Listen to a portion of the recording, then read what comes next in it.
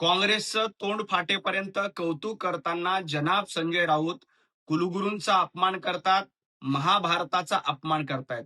संजय राऊत तुम्हाला मतांसाठी आता महाभारत प्रिय नाहीत तर मुघल प्रिय झालेत. तुम्हाला औरंगजेब प्रिय झालायत. तुम्ही महाभारताच्या काळातील गौरवशाली इतिहासाचा अपमान करतायत आणि ज्या काळ्याकुट्ट मुघलांनी हिंदूंवर अत्याचार केले, औरंगजेबांनी छत्रपती शिवाजी महाराजांना त्रास दिला, त्यांचा उदो करतायत. परंतु एक लक्षात घ्या, हिंदू धर्मग्रंथाचा, महाभारतांचा, कुलगुरूंचा, इथल्या शिक्षण व्यवस्थेचा, महाभारतकालीन शिक्षण व्यवस्थेचा अपमान तुम्ही करणार असाल तर या देशातला हिंदू तुम्हाला कधीही माफ करणार नाही. तुम्ही आता मुघलांचा, औरंगजेबाचा उदो करणारे झालात, हे पुन्हा एकदा लक्षात आले. काँग्रेसनं या देशामध्ये IIT, IIM, एम्स उभे केले असा दावा संजय राऊत करतात. पण संजय राऊत काँग्रेसच्या 60 वर्षाच्या काळामध्ये जेवढे IIT, एम्स किंवा अत्याधुनिक संस्था होत्या त्याच्या 3 पट जास्त संस्था गेल्या 12 वर्षात पंतप्रधान नरेंद्र मोदीजींनी केल्या. 60 वर्षात काँग्रेसच्या सगळ्या लोकांना जेवढं जमलं नाही तेवढे एम्स, IIT पंतप्रधान नरेंद्र मोदीजींनी गेल्या 12 वर्षात केलेत. संजय राऊत त्यामुळेच मोदीजींना या देशातल्या जनतेनं 3 वेळेला निवडून दिले. तुमच्या खासदार निधीतून एक कवडी देखील खर्च केली का एकदा महाराष्ट्राला सांगा.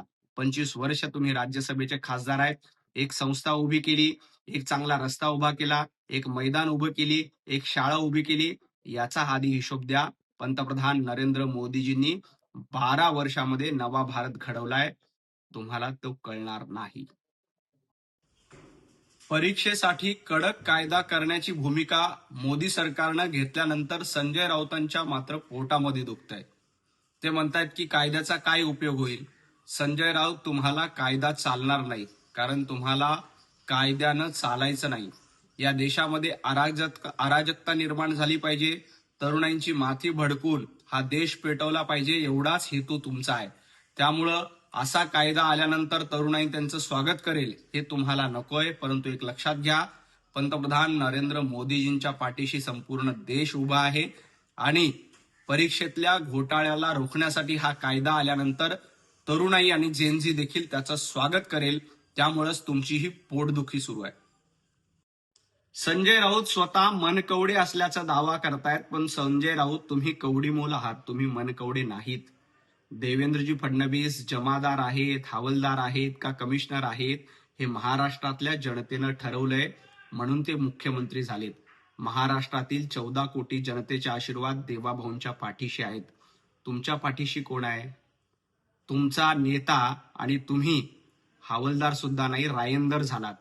रायंदर ज्या पद्धतीनं गावागावामध्ये जाऊन लोकांचं एंटरटेनमेंट करतो, कॉमेडी करतो, तशी रायंदरासारखी अवस्था संजय राऊत तुमची आणि तुमच्या मालकाची झाली, ते बघा. देवेंद्रजी फडणवीस महाराष्ट्राचे मुख्यमंत्री आहेत आणि जनतेनं त्यांना 3 वेळेला या महाराष्ट्राचं मुख्यमंत्री केलंय. शिक्षण मंत्री कोण होणार हे मोदीजी ठरवतायत. देवाभाऊंना महाराष्ट्राचं मुख्यमंत्रीपद हे जनतेने दिलंय. तुमच्या मनात काहीही इच्छा असली तरी तुम्ही मनकवडे नाहीत तर कवडीमोल आहात. मोदीजींच्या धोत्राची चिंता संजय राऊत तुम्ही करू नका. तुमची चड्डी सुटलीये ती सांभाळा. आधे उधर जाओ, आधे इधर जाओ ही डायलॉगबाजी कोणी केली आहे? तुम्ही आणि तुमचे नेते आसरानी सारखी डायलॉगबाजी करताय. मला नाही घाबरू आणि मी कशाला घाबरू हा डायलॉग महाराष्ट्र विसरलेला नाही. त्यामुळं मोदीजींचे डायलॉग, मोदीजींचं काम हा देशातल्या जनतेला माहिती आहे. परंतु तुमचं कर्तृत्व काय? घरामध्ये बसायचं, भांडूपच्या गाढव नाक्यावर बसायचं, एवढंच तुमचं कर्तृत्व आहे.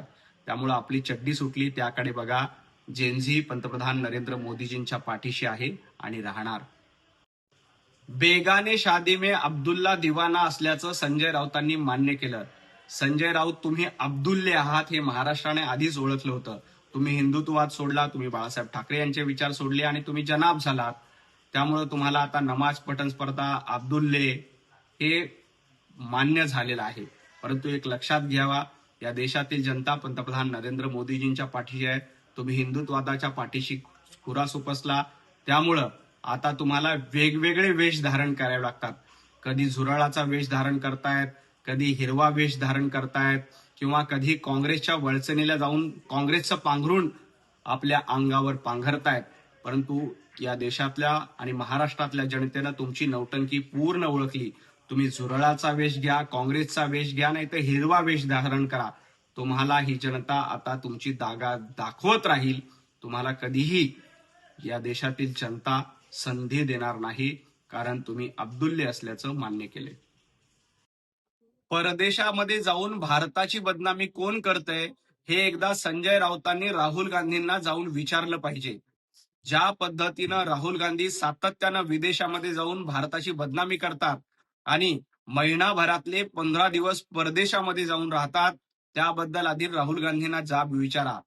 कुणाचीही मुलं परदेशामध्ये शिकत नाहीत. भारतीय जनता पार्टीच्या अनेक मंत्र्यांची, मुख्यमंत्र्यांची मुलं ही भारतामध्ये शिकतात. संजय राऊत, तुमच्या मालकांची मुलं कुठं शिकतायत? राहुल गांधी परदेशामध्ये जाऊन भारताची बदनामी का करतात? याचा जाब एकदा काँग्रेसला आणि राहुल गांधींना विचारा आणि मग भारतीय जनता पार्टीच्या नेत्यांबद्दल प्रश्न विचारा.